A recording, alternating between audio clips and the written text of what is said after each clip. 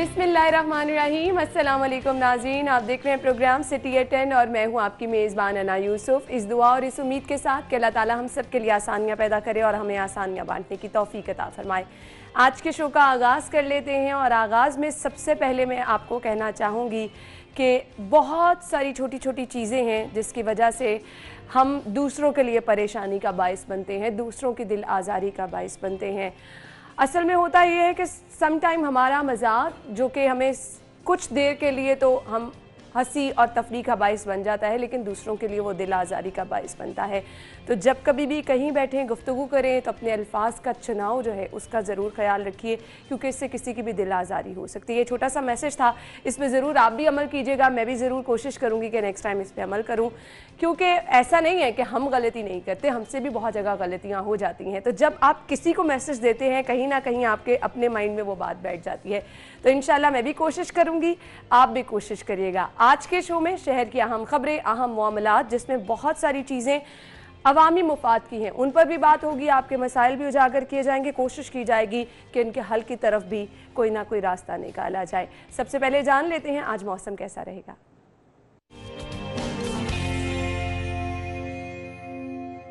जुनेद हमारे साथ हैं। जुनेद बताइए अपडेट्स क्या हैं?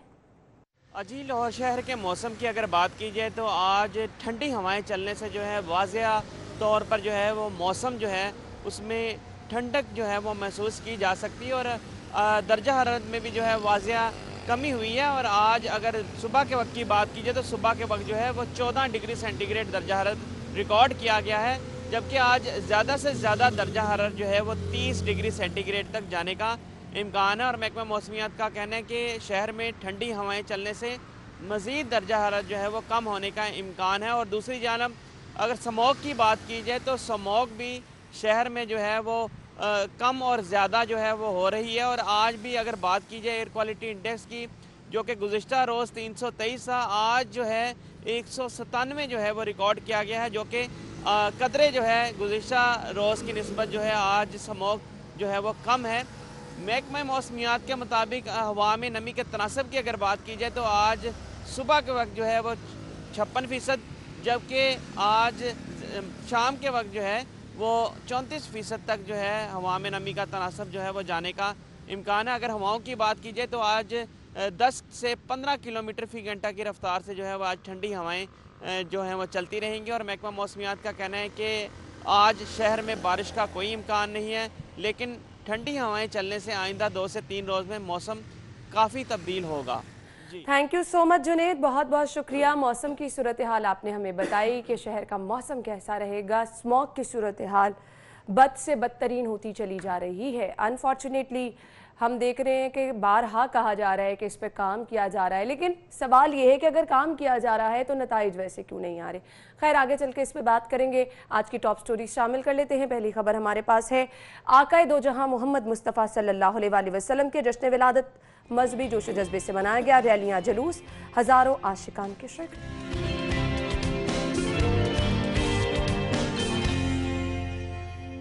फिरदौस मार्केट अंडरपास के तामीराती कामों में संगीन गफलत इंकशाफ। सर्विस रोड पर नस्ब लेस्को तनसीबात ताहाल हटाई ही नहीं जा सकी। गैर कानूनी इमारतें गिराने पर मामूर अमला कानून शिकन निकला। LDA शोबा टाउन प्लानिंग की मिली भगत से गैर कानूनी प्लाजा की तामीर जारी। और हफीज सेंटर के मुस्तकबिल का फैसला, बिल्डिंग के काबिल इस्तेमाल होने से मुतल्लिक बड़ी रिपोर्ट 2 रोज बाद।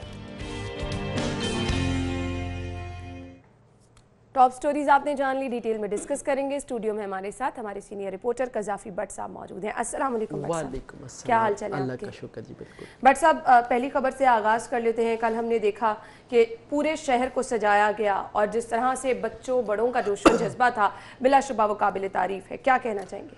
देखिए, आपने मुज़फ़्फ़र वारसी साहब का कलाम सुना है, मेरा पैगंबर अजीम तर है। बिल्कुल है, बिल्कुल, मेरा पैगंबर अजीम तर है, कमाल ज़ात उसकी, जमाल हस्ती। वो पूरा जो उनका जो ये नात है उसके अंदर अगर आप उसको आराम से सुकून के साथ बैठ के सुने तो उन्होंने क्या खूबसूरत अंदाज से नबी पाक सल्लल्लाहु अलैहि वसल्लम का पूरा जो उनकी ज़ात है, वो पूरी उसके जितनी अंदर खसूसियात हैं खसूसियात हैं उन्होंने उसके अंदर वो सारी की सारी समो दी हैं। नबी पाक सल्लल्लाहु अलैहि वसल्लम से बड़ा जर्नैल कोई नहीं आया, बड़ा इंसान कोई नहीं है, बड़ा बशर कोई नहीं किसी भी, यानी कि उन्होंने एक पूरा ऐसा निज़ाम हमें दे दिया कि जो क़यामत तक रहेगा, हर ज़माने के वो रहबर हैं। बिल्कुल।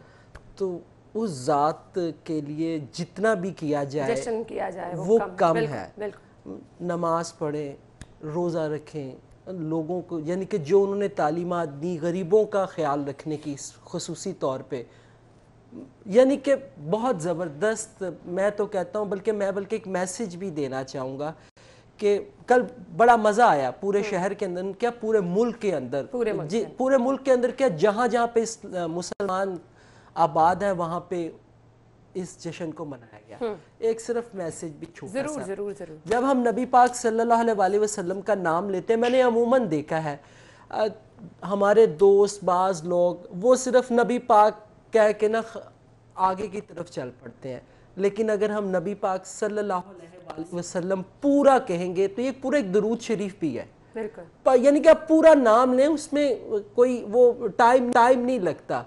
तो मैं सिर्फ एक रिक्वेस्ट ये भी सबसे करूँगा कि नबी पाक सल्लल्लाहु अलैहि वसल्लम का नाम लेते हुए पूरा जुमला बोला करें, सिर्फ नबी पाक पे इख्तिताम ना किया करें।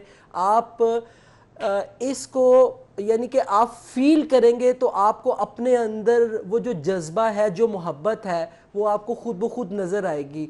उनकी ज़ात के ऊपर मैं कहता हूँ मेरे माँ बाप, मेरे बच्चे, मेरा माल असबाब, मेरा सब कुछ कुर्बान, उनकी हुर्मत के ऊपर कुर्बान, और इससे ज़्यादा और कुछ भी नहीं है। उनकी ज़ात से ज़्यादा हमारे पास कुछ भी नहीं है। और जितना भी उनके लिए खुशी मनाई जाए, सिर्फ ये है कि उन्होंने जो सबक हमें दिया, जो तालीमात दी, जो कुरान वो लेकर आए, उस पर अमल पैरा होने की इस वक्त बहुत कल का स्पेशल शो भी हमारा इसी पे था कि हमने अपने जितने भी नाजरीन उनको मैसेज ये दिया कि जिस तरह हम लोगों को मुत्तहिद देख रहे हैं, खुशियां मनाते देख रहे हैं, ईद का सा समा बल्कि ईद से भी बहुत आगे, जिस तरह घरों में चरागा किया गया, जिस तरह पकवान बनाकर आप पूरी गली मोहल्ले में, हमारे अपने घर माशाल्लाह कल पूरी गली में से इस तरह से खाना आया हुआ था कि आप यकीन माने कि अगले 4 दिन हमें कुछ बनाने की ज़रूरत नहीं है।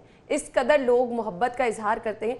तो ये मोहब्बत, ये नबी करीम का पैगाम हम बाकी दिनों में क्यों नहीं याद रखते हैं? क्यों हम अपने हमसायों का बाकी दिनों में ख्याल नहीं रखते हैं? क्यों हम गरीबों का बाकी दिनों में ख्याल नहीं रखते हैं? क्यों हम ये मिलजुल कर खुशियाँ बांटना बाकी दिनों में, अगर हम इसी तालीमात पर अमल पैरा होना शुरू हो जाएं, अपनी पूरी ज़िंदगी के लिए हम तहैया कर लें कि हमने दूसरों का ख्याल रखना है, इसी तरह से मिल बैठ के बांट के खाना है, खुशियाँ बांटनी है, तो एक असल मकसद ज़िंदगी का जो है वो भी पूरा हो जाएगा और उसवा रसूल सल्लल्लाहु अलैहि वसल्लम पर भी हम अमल पैरा हो जाएंगे। बिल्कुल आपने दुरुस्त फरमाया। मेरे साथ कल मेरे कैमरामैन थे जुनेद, तो हम पूरे शहर के अंदर घूम रहे थे, तो मैंने उनसे यही बात की। मैंने कहा यार देखें, आज जिस सड़क पर चले जाएं, जिस गली में आप चले जाएं, ये जश्न मनाया जा रहा है, लोग बाकायदा यहाँ पे खाने लगा के बैठे हुए हैं और जो आ रहा है उसको कह रहे हैं बैठो भाई खाना खाओ। मैंने कहा यार अगर यही चीज़ हम रोज़ाना की बुनियाद पर करना शुरू कर दें, हमारे मुल्क से गुर्बत भी ख़त्म हो जाएगी, हमारे मुल्क में जो एक बेबरकती सी पड़ गई है वो भी ख़त्म हो जाएगी, कोई शख्स बेरोजगार नहीं रहेगा। आपको हर तरफ अफरा तफरी नजर आती है, कोई किसी दूसरे का सोचता नहीं है। बट साहब हम गुफ्तगू का सिलसिला आगे बढ़ाएंगे ना, ब्रेक लेंगे, ब्रेक के बाद आपको ज्वाइन करते हैं, हमारे साथ रहिएगा।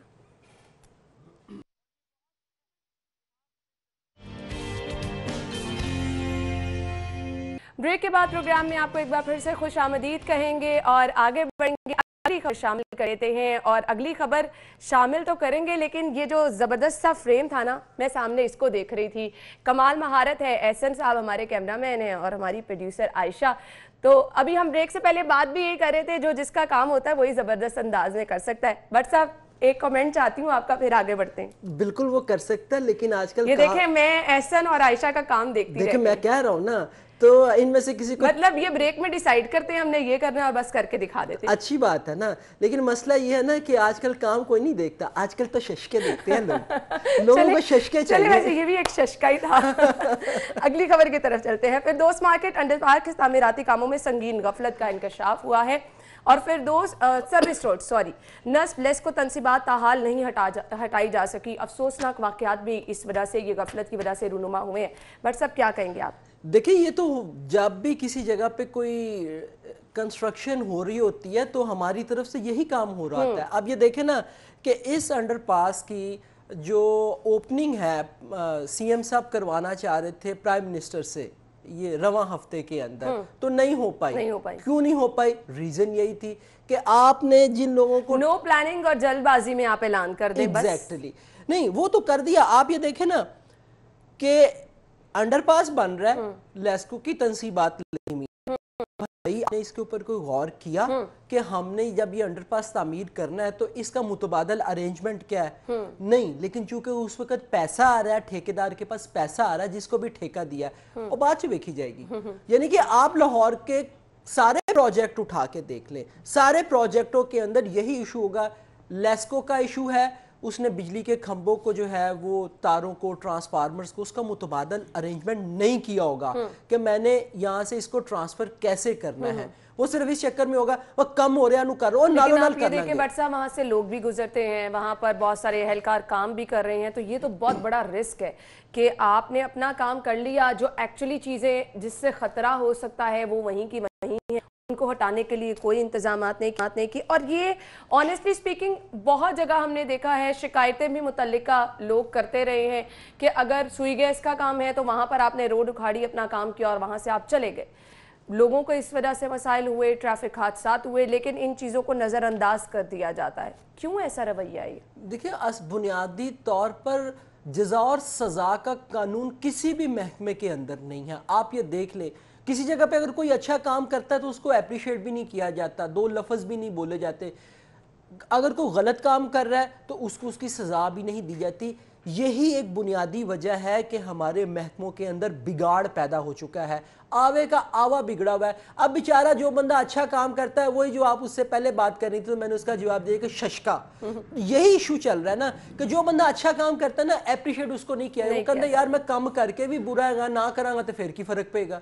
जब ये चीज लोगों के काम करने वालों के ज़हन पे आ जाती है तो फिर उसके बाद इसी किस्म के बिगाड़ पैदा होते हैं। अब इन महकमों के अंदर अच्छे मेहनती काबिल लोग भी होंगे, लेकिन उन काबिल लोगों की काबिलियत बेचारों की सिर्फ किसी फाइल के अंदर दब जाएगी। बट साहब मुझे सिर्फ ये बता दें, रिस्पॉन्सिबिलिटी इसमें बहुत सारे इदारे आपके आ जाते हैं। चलें, आपकी वो टीम जो कि वहाँ पर फिरदौस मार्केट अंडरपास पे काम कर रही है, उसकी गफलत है, लेस्को ने भी इस पे नोटिस नहीं लिया, टीपा की जानिब से भी कोई नोटिस नहीं लिया गया, डिस्ट्रिक्ट गवर्नमेंट, क्या वहाँ से कोई गुजरता नहीं होगा?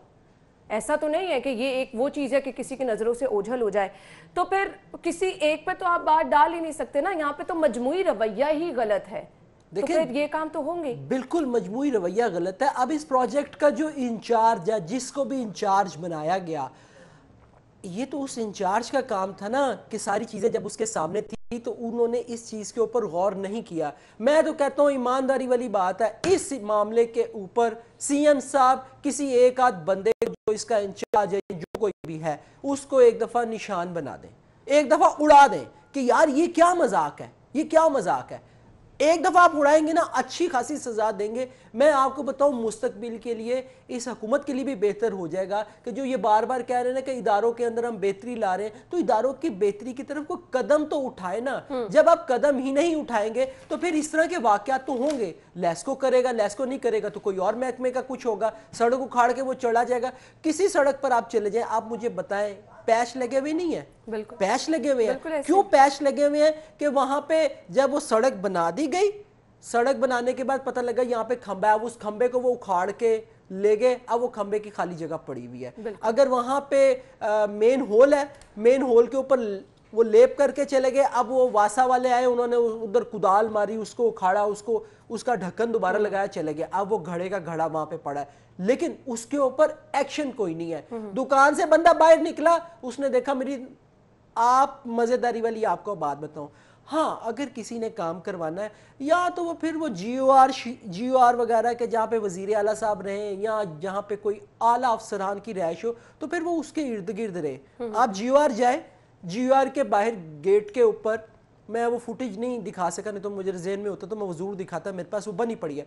वहां पे तारे लटकी हुई थी, तारे लटकी हुई थी, बकायदा गेट के ऊपर लटकी हुई थी और अंदर भी कुछ था। लेकिन दिनों में यूं काम हुआ है, दिनों में सोच सकती हैं आप, दिनों में काम हुआ है, किसी सड़क के ऊपर तार लटक। और यहाँ पर आम शहरी हर रोज फोन कर करके थक जाए, शिकायत लेके चले जाए, कोई आपकी सुनवाई आपका फोन नहीं कोई उठाता, जो हेल्पलाइन नंबर दिया होगा वो आपका है। बट सब बाजारों में, मार्केटों में, अंदरून शहर वाली साइड पे बारहा निशानदेही की गई है कि घरों के ऊपर तारे जो हैं वो लटक रहे हैं। जी जी बिल्कुल, हल निकला उनका कोई कभी? देखे ना, और कई वाकयात ऐसे होते हैं कि घरों के सामने से तारे गुजर रही होती हैं, जिस वक्त बारिश होती है शॉर्ट सर्किट हो जाता है, वो तार या लटक जाती है, टूट जाती है, तो वो बेचारे शहरी फोन करते रहेंगे। और बिल के ऊपर जो नंबर दिया होगा हेल्पलाइन, ले कसम ले ले अगर वो वहां पे लेस्को वाले ये तो मैं खुद एक्सपीरियंस कर चुकी हूँ, चाहे वो लेस्को का, पूरा शहर यही कर चुका है, पूरा शहर यही कर चुका है।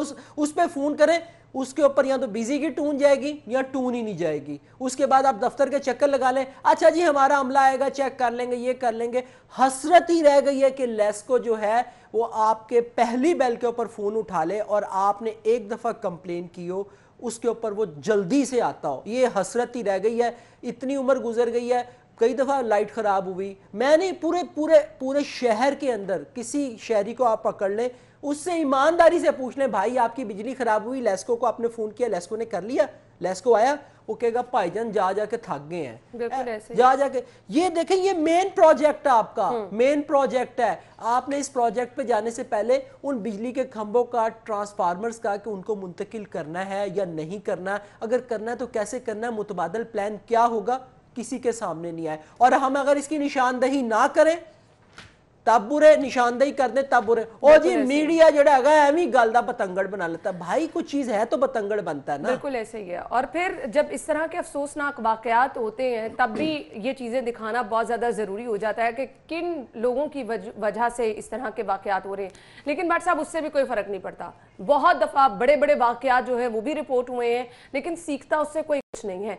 हमेशा गफलत का मुजाहरा और हमेशा हम इंतजार करते हैं कि कोई खुदा न खास्ता ऐसा वाकया हो जाए तो फिर हम इदारों को जो है वो कह देते हैं कि जी इनकी वजह से हुआ है, अवाम की गफलत थी, फलां की गफलत थी। लेकिन मामलात कभी भी ठीक नहीं ना। आप दूर ना जाएं, अभी ये रिसेंटली जो हफीज सेंटर वाला इंसिडेंट हुआ है उसकी जो रिपोर्ट आई है, आप ये देखिए उसकी रिपोर्ट के अंदर क्या था कि शॉर्ट सर्किट से हुआ, पीछे से बंद ही नहीं किया गया। वो जो क्या कहते हैं यूनियन के इंचार्ज थे वो खुद गए जाके, फिर बिजली बंद हुई, फिर कहीं जाके रेस्क्यू का अमल शुरू हुआ। आप मुझे बताएं इस यानी कि रिसेंटली इससे ज्यादा खौफनाक वाकया कोई हो सकता है जिसके अंदर अरबों रुपया लोगों का उजड़ गया? तो आप मुझे बताएं लेस्को की क्या कारकर्दगी है? बड़े बंदे पे ये हाथ नहीं डाल सकते हैं। बिजली चोरी कहीं आम बंदे को जाके फटाफट नप लैणगे, फाड़ के ओदी गर्दन फड़ के ना उन्होंने बिल चो भी खिंच के लैणगे। ते एक बंदा जिहड़ा सामने खलो के करदा हैगा चोरी, ओदे ते हाथ पाने की जरूरत नहीं करते। आप कोई जज़ा और सजा का कानून लाए तो सही। साबका हुकूमत के दौर में भी यही मामला था, मौजूदा हुकूमत के दौर में भी यही मामला है, इसके बाद भी अगर कोई हुकूमत आ गई तब भी यही मामला होगा। जब तक आप जजा सजा का कानून नहीं देंगे ना, यही मामला रहेंगे। और हमने माजी में भी यही देखा कि इसी तरह से होता आ रहा है और अब भी, क्योंकि आप खुद अपने लोगों को जहाँ कहीं पे गलती करते हैं बजाय उनको मिसाल बनाने के आप खुद उनकी गलतियों पर पर्दा डाल रहे होते हैं, तो इस तरह के मसाइल फिर ऐसे ही होता है कि बढ़ते चले जाते हैं। नाज़रीन ब्रेक लेंगे और ब्रेक के बाद जब वापस आएंगे तो कुछ बात करेंगे गैर कानूनी इमारतें गिराने पर मामूर अमला कानून शिकन निकला। ये भी कोई नई चीज़ नहीं है, बात होगी ब्रेक के बाद। प्रोग्राम में आपको एक बार फिर से खुश आमदीद कहेंगे और अगली खबर की तरफ चलेंगे। अगली खबर हमारे पास है जी, गैर कानूनी इमारतें गिराने पर मामूर अमला कानून शिकन टोले से मिल गया है। एलडीए शोबा टाउन प्लानिंग की मिली भगत से पीको रोड मेन शाहराह पर गैर कानूनी प्लाजे की तामीर का सिलसिला जारी है। अब पीको रोड बट साहब वो जगह है जहां से आप देखते हैं हर रोज अच्छी खासी हैवी ट्रैफिक गुजरती है। अगेन ये कोई छुपी हुई जगह नहीं है जहां पर आप आराम से गैर कानूनी प्लाजा तामीर कर लेंगे। यहाँ 1 फुट भी कोई आम आदमी घर से बाहर कुछ कर ले तो आपके फौरी तौर पर इंस्पेक्टर पहुंच जाते हैं, कार्रवाई हो जाती है, फाइन आप पे आ जाता है। ये चीजें क्यों छुपी हैं? कोई अच्छी खबरें कोई नहीं है, रोज क्या तनकीद कर, मैं जब आके बैठता हूँ मैं कोई अच्छी खबर को बताएं, मैं मुझे को खबर बताएं कोई है इसमें जिसके ऊपर मैं गवर्नमेंट की या किसी महकमे की को तारीफ कर सकूँ, कोई अच्छे अल्फाज अपने मुंह से झड़ सकूँ कि यानी कि वो शायद यही वजह है आज ना मेरी लिस्ट में पूरी खबरें जो है बट सब ऐसी नहीं, वो मुझे लगता है कि वो जो हमारे ऑफिस बॉय है ना आमिर, उनको भी अंदाज़ा हो गया कि मैं हर हफ्ते आके बैठता हूँ तो मुंह से आग ही उगलता हूँ, कोशिश तो करता हूँ कि फूल भी बरसाऊँ, तो शायद उसने आज मेरी चाय के अंदर जो सा ना वो भरपूर किस्म की चीनी डाल दी कि मैं शायद आप थोड़ी कड़वी बातें कम करें, कड़वी की बजाय को मीठी बातें करूं। अब क्या इसके ऊपर को देखे ना, इससे पहले हम यही गुफ्तगू कर रहे हैं, बिल्कुल यही गुफ्तगू बिल्कुल ऐसे ही। अच्छा, और इसमें तो ये चीज है वाज़े तौर पे कहा गया है कि डायरेक्टर टाउन प्लानिंग ने तामीर गैर कानूनी होने का एतराफ भी कर लिया। कि इतनी आसान चीजें नहीं, देखे ना कि मतलब आप धड़ल्ले से एतराफ भी करें कि गैर कानूनी तामीर है ना, धड़ल्ले से किया ना, उसने पूरी बहादुरी के साथ तस्लीम किया है कि यह गैर कानूनी प्लाजा है, बना रहे हैं, आओ फिर रुकवा लो। इसका मतलब है कि साहब बहादुर को कुछ गया होगा, साहब बहादुर के नॉलेज में है, या तो वो प्लाजा जो है वो किसी बड़ी शख्सियत का होगा, कोई MPA MN उसके पीछे होगा, ठीक है ना, तो या फिर ये है कि एक मोटा सा कोई लिफाफा गया होगा, सब में तकसीम हुआ होगा। सब कानून नाम की चीज है यहाँ नहीं, किसने कहा आपको, कहीं नजर आया आपको कानून? मैं तो परेशान इस तरह से हो गई हूँ कि कैसे धड़ल्ले से ये चीज कह दी गई है कि हाँ एतराफ कर रहे हैं हम गैर कानूनी है, और इस पर अभी तक कोई कार्रवाई नहीं हुई है। आपके डायरेक्टर टाउन प्लानिंग खुद इस चीज को मान रहे हैं कि यह गैर कानूनी है। कहाँ है वो सब लोग, कहाँ है कानून, अभी तक हरकत में क्यों नहीं आया? कानून तो मैं ढूंढ रहा हूँ, मेरी जेब में से तो नहीं निकला, ना इस पूरे स्टूडियो में है। वो ऐसे भी कहते हैं कानून अंधा होता है, तो जब कानून अंधा होगा तो उसको कैसे नजर आएगा ये प्लाजा कि ये गैर कानूनी प्लाजा है, ये बन रहा है, अंधे को नजर नहीं आता। बट साहब अफसोस सिर्फ इस चीज का रह गया है कि अब ये सारे कवानीन, अब ये सारे उसूल, अब सारी कार्रवाइयां सिर्फ और सिर्फ आम आदमी के लिए रह गई हैं। वो लोग जो कि अपनी जमा पूंजी पूरी जिंदगी की जोड़ के एक घर बनाने लगते हैं, वहां पर आप देखें कि कौन कौन लोग छापे मारने नहीं आते हैं, उनको तंग नहीं करते हैं, और यहाँ पर कोई कार्रवाई नहीं हो रही। रातों रात गैर कानूनी प्लाजे हमने अंदरून शहर में रिपोर्ट किया बन जाते हैं, कोई पूछने वाला नहीं होता। आप क्यों अफसोस करती हैं? मुझे तो हैरत होती है जब अब ये लफ्ज अफसोस भी जो उनसे ना अब हंसने लग पड़ा, वो भी कह के मारता है। अफसोस किस बात का अफसोस भाई, क्यों अफसोस कर रही हैं आप, क्यों अफसोस भी कह रहा है मुझे अफसोस ना कहा करो भाई। अब रीजन ये है कि अफसोस करने का फायदा कोई नहीं है, जब चीजें ही नहीं ठीक होनी है, तब्दीली आनी ही नहीं है। तब्दीली सरकार ने कहा था तब्दीली आएगी, तो तब्दीलियां तो बहुत सारी चीज़ में आ रही हैं। वो मैं भी कह देता हूँ, वो हमारे मिनिस्टर बहुत सारे कहते हैं, हालांकि वो कहीं नहीं होती है, वो कहते हैं कि बट साहब आप ही ने तब्दीली की उम्मीद दिलाई थी। मैं कोई नहीं दुआई दुई सी एवं तुम मुद्दा जड़ा है मेरे ते पान लग पे हो, मैं तब्दीली नूं वोट भी नहीं दिता, तानू किने कहता है? असल में आप बीट करते रहे हैं ना, तो बस फिर बीट जेड़ी है ना मेरे गले पै गई है। मैं हाथ जोड़ के कई दफा दफ्तर नूं किया बीट ले लो मेरे को, तब्दीली मेरे ते जेड़ी है ना, को मेरे ते ना तब्दीली आ जाए, ये ना हो कि मैं तब्दीली करता आप ही तब्दीली होया। नहीं, हम तो अवाम की बात कर रहे हैं और अवाम के लिए ही। अच्छा बट साहब बैक टू द न्यूज में आना चाहूंगी, कार्रवाई का आज दावा किया जा रहा है, तो कार्रवाई देख लेते हैं आज क्या कार्रवाई होगी। क्या होगा, ज्यादा से ज्यादा प्लाजे की तामीर रुकवा दी जाएगी, क्या और वो भी सिर्फ वक्ती तौर पर। यस, यही कहने लगा था मैं कि आपने सिर्फ कागजों में अखबारात में दिखा देना है कि हमने कार्रवाई कर ली है। exactly. अगर हमने इस चीज की निशानदेही की थी, फिलहाल तो अफसरान खामोश हैं और कार्रवाई का दावा भी कर रहे हैं। कार्रवाई मैक्सिमम क्या होगी, आप वहां पर एक सील्ड का वो लगा देंगे बैनर, और उसके बाद जो हो रहा है कुछ दिन की खामोशी, और जिसने काम करना है कितने दिन के लिए लगा देंगे, उसके बाद वो भी कहेंगे, वो कहेंगे यार मामला जरा ठंडा हो लें दो। वो कितने दिन टीवी चैनल चलाएगा? एक दिन चलाएगा, 2 दिन चलाएगा, 3 दिन चलाएगा, और चौथे दिन आप पे ही नहीं चलाएगा। कोई हफ्ता तक सब्र कर लो। ऑनेस्टली ये हमारा एक तरीकाकार बन गया हुआ है। हमारी खबरें, हमारी निशानदहियां सब बेमायनी होकर रह गई हैं। हम एक चीज को बता देते हैं, हम उसका फॉलो अप भी कर लेते हैं, लेकिन ये लोग बड़े सियाने हो गए हुए हैं, उन्होंने पता है 4 दिन चलेगी, 5वें दिन इन्होंने कितने आना है, 6वें दिन भी नहीं आना है। इसके बाद वो फीता कटेगा, वो काम दोबारा शुरू हो जाएगा, फिर एक दफ़ा स्टोरी लगेगी, वो कहेंगे कोई गल नहीं यार, चलता ही रहता मामला। सर बेसिक चीज़ वही जो मैं सुबह का कह रहा हूँ, जजा और सजा, बिल्कुल टांग दो, जड़ा बंदा फड़े जाए। अब ये जो बंदा कह रहा है जो डायरेक्टर टाउन प्लानिंग कह रहा है कि ये गैर कानूनी तामीर है, मुझे तो हैरत हो रही है कि अभी तक इसके खिलाफ कार्रवाई क्यों नहीं। बिल्कुल बिल्कुल। वैसे तो हैरत नहीं होनी चाहिए, अफसोस इस तरह हैरत भी नहीं होनी चाहिए भाई। मेरा ख्याल है कि अगर आज इसके खिलाफ, इस खबर के बाद इस डायरेक्टर टाउन प्लानिंग के खिलाफ कार्रवाई नहीं होती तो मैं आपको बताऊं इसका फिर जिम्मेदार इस सूबे की हुकूमत का सरबराह है। और फिर भट्ट साहब ये वाकयात यही नहीं रुकेंगे, आपको हर रोज गैर कानूनी तामीरात नजर आएंगी और हर रोज हम ये चीजें शेयर करेंगे कि फलान जगह पर गैर कानूनी तामीरात हो गई, फलान जगह पर। फिर ये चीजें रुकने वाली नहीं है।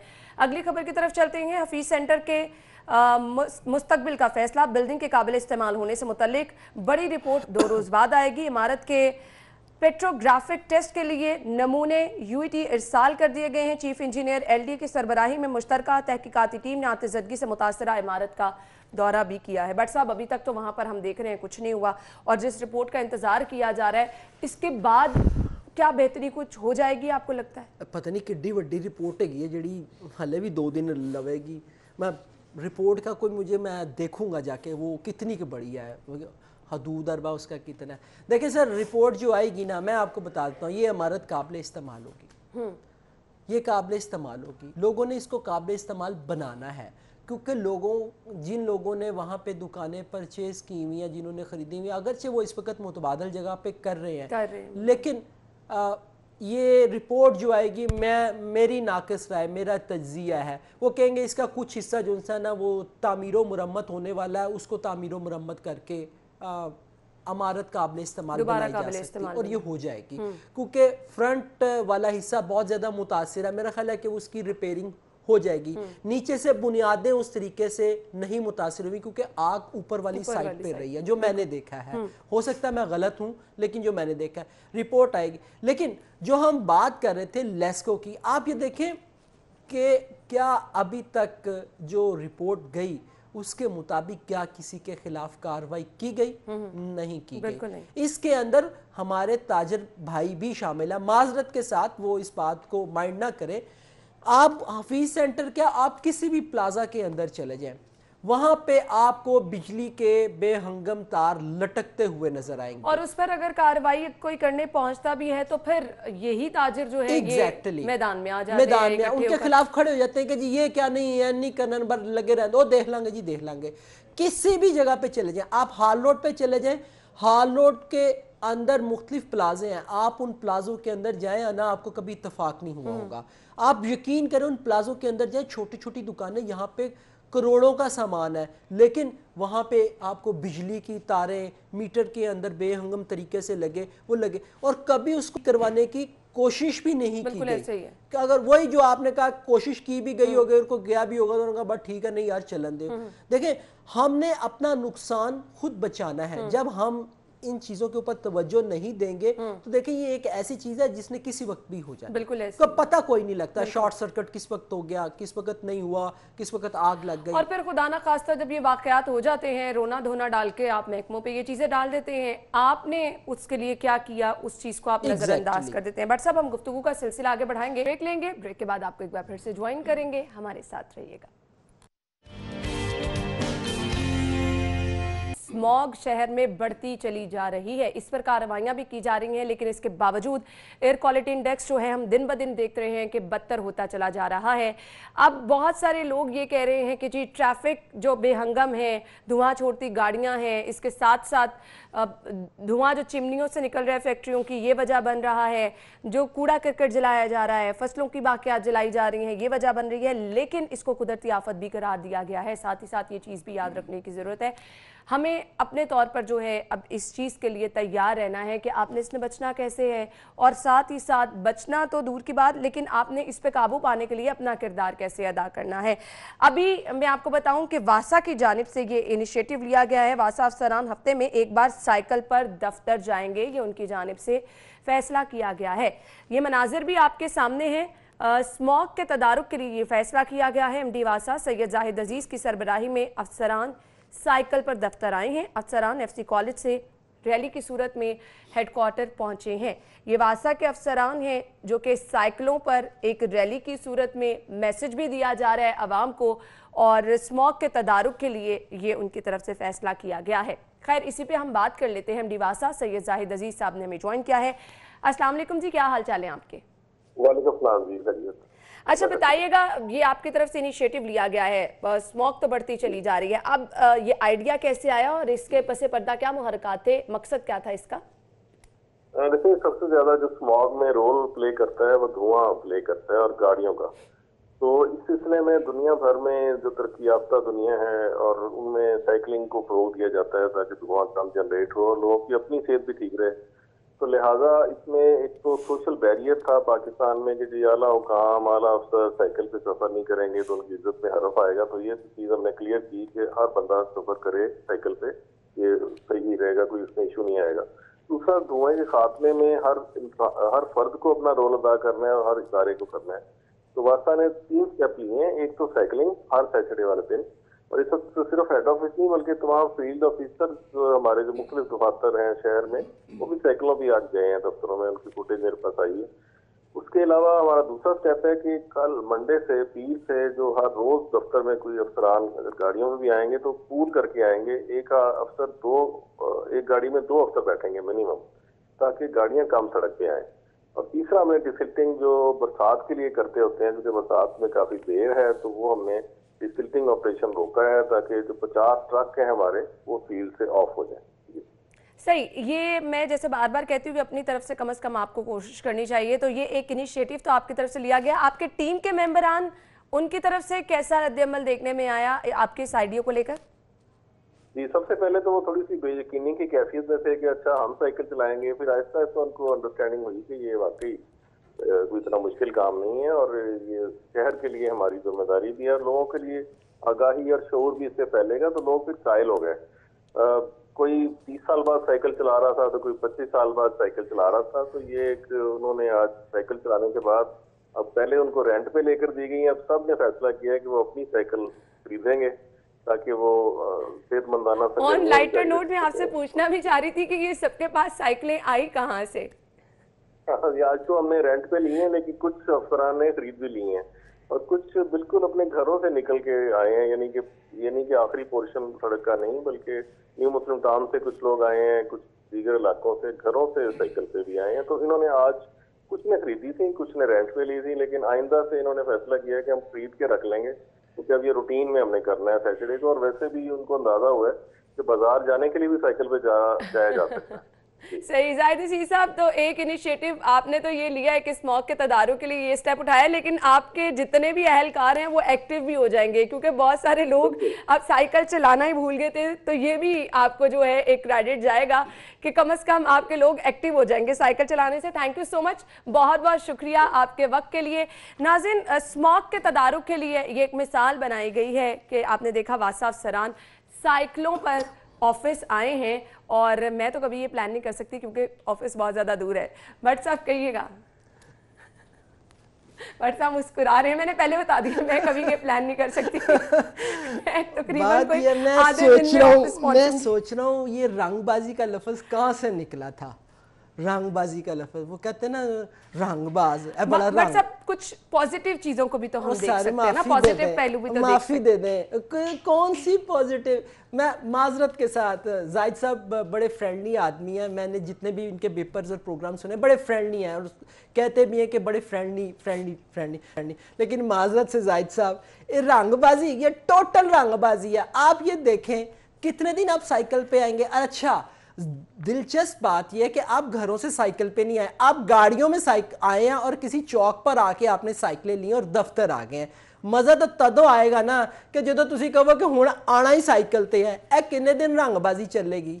मुझे बात बताएं, कौन आएगा साइकिल के ऊपर? आप मुझे बताएं, कौन आएगा साइकिल पर? कितने दिन आएगा? 1 दिन आएगा, 2 दिन आएगा? ले जिन्होंने, मुझे नहीं पता, मुझे किसी ने बताया कि 2 या 3 दिन या 4 दिन शायद ये साइकिलों पे आएंगे। 5वें दिन तो गाड़ी पे ही आएंगे ना, 6ठे दिन भी गाड़ी पे ही आएंगे ना। या तो फिर परमानेंट कर दो कि साइकिलें तो ही आना है। प्राइम सुनिए ना, 4 दिन उनकी एक्सरसाइज हो जाएगी। सर 4 दिन एक्सरसाइज खलड़ियां पै जानियां जे, उस तो बाद उन्होंने कहना ही गड्डी ते ही जाना भाईजान, खलड़ियां पै गई हैं, असी 50-50 साल के बाबे गए हैं। सर ना रंगबाजी ऐसे करें, ये रंगबाजी है, ये टोटल रंगबाजी है। देखें, या तो आप लॉ पास करें कि जितने सरकारी अफसर हैं, जितने वुज़रा हैं, जितने बाकी काबीना के अरकान है वो साइकिलों पे आए जाएंगे। देखिए फिर तो मजा आता है। स्मॉग जो है वो एक इंतहाई serious issue sir, serious issue है ना, तो फिर ये रंगबाजी ना करें। स्मोक को रोकने के लिए जो इकदाम उठाने चाहिए सीरियस होके वो उठाएं।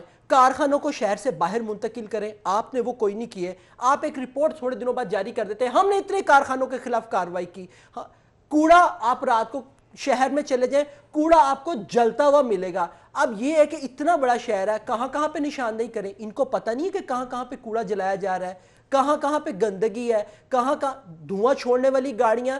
जब सर्दियां करीब आती हैं तो इनको धुआं छोड़ने वाली गाड़ियों के खिलाफ कार्रवाई याद आ जाती है।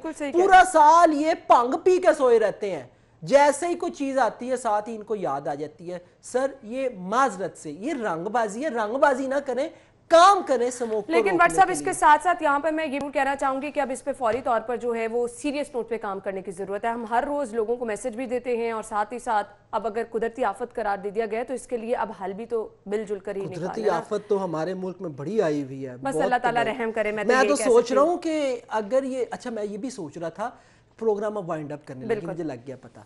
वो मैं ये सोच रहा था कि अगर ये साइकिलों वाला काम मैंने भी कह दिया, वैसे ये रेगुलर हो जाए, तो अगर हमारे सीईओ ने कह दिया कि रिपोर्टिंग भी साइकिल करनी है, मैंने सबसे पहले कह दिया कि ये बहुत मुश्किल है। साइकिल नहीं चलानी आंदी, मैंने साइकिल चला लेती हूँ, लेकिन ये बहुत मुश्किल काम है। नहीं, मुझे नहीं आती साइकिल चलानी। मैं सोच रहा हूँ मेरे बेटे के ऊपर पड़ी हुई है साइकिल, मैं उसके ऊपर प्रैक्टिस शुरू कर दूं। आप प्रैक्टिस शुरू कर दें और मेरे ख्याल से ये सेहत के लिए सबसे ज्यादा अच्छा है। देखो, अगर कहता तो फिर घबराना नहीं, फिर आना जो साइकिल पे। सही है, सही है। Thank you so much Bhatt साहब, बहुत बहुत शुक्रिया। नाज़रीन, हम ब्रेक लेंगे, जिसके बाद हम शो में दोबारा हाजिर होते हैं। हमारे साथ रहिएगा। खुशामदीद कहेंगे। प्रोग्राम के इस हिस्से में हम बात करने वाले हैं शहर लाहौर की खूबसूरती के हवाले से। शहर जिसको बागों का शहर कहा जाता है, वहाँ पर ग्रीन बेल्ट्स की हालत क्यों हमें पहले जैसी नज़र नहीं आ रही। इसके साथ साथ बहुत सारी वो चीज़ें जो कि आवाम की दस्तरस में थीं अब दूर हो रही हैं। उसकी वजूहात क्या है? स्मॉग के ख़तरात बढ़ते चले जा रहे हैं, उसकी वजूहात क्या है? उस पर जो बिलियन ट्री प्रोजेक्ट था प्राइम मिनिस्टर साहब का, उस पर किस हद तक अमल दरामद हुआ है, और फिर शहर की हर तरफ आबो हवा जो हम कह रहे हैं आलूदा होती चली जा रही है। वाहिद हल ये है कि आप उसको बिलाशुबा उस पर कार्रवाइयाँ तो कर रहे हैं महकमा माहौलियात की जानिब से, लेकिन जितने दरख्त हम लगाएंगे हमारी फ़ज़ा उतनी जो है वो बेहतर होती चली जाएगी। तो इस पर हम बात करेंगे। अभी हमें सादिया खान ने रेसकोर्स पार्क जलानी पार्क से ज्वाइन किया है, उनसे जानते हैं कि स्मॉग बढ़ती चली जा रही है और इसके साथ साथ बहुत सारे लोग जो हैं वो जो मुख्तलिफ पार्क्स में जा रहे हैं वो भी शिकायत कर रहे हैं कि इन्वायरमेंट जो है वो उस तरह से साफ़ सुथरा अब नहीं रहा है। सादिया, बहुत बहुत शुक्रिया। सबसे पहले तो ये बताएगा, जो लोग आते हैं जलानी पार्क में, दीगर पार्क्स में, क्या कहना है उनका? स्मॉग बढ़ती चली जा रही है, हालात क्या हैं इस वक्त? जी हाँ, बिल्कुल। हम सबके लिए सस्ती तफरी जो है वो हमारे पार्क्स हैं, जिस पर हम जाते हैं, चाहे वो आप सैर के लिए जाएं या अपनी फैमिली के साथ एंजॉयमेंट के लिए जाएं।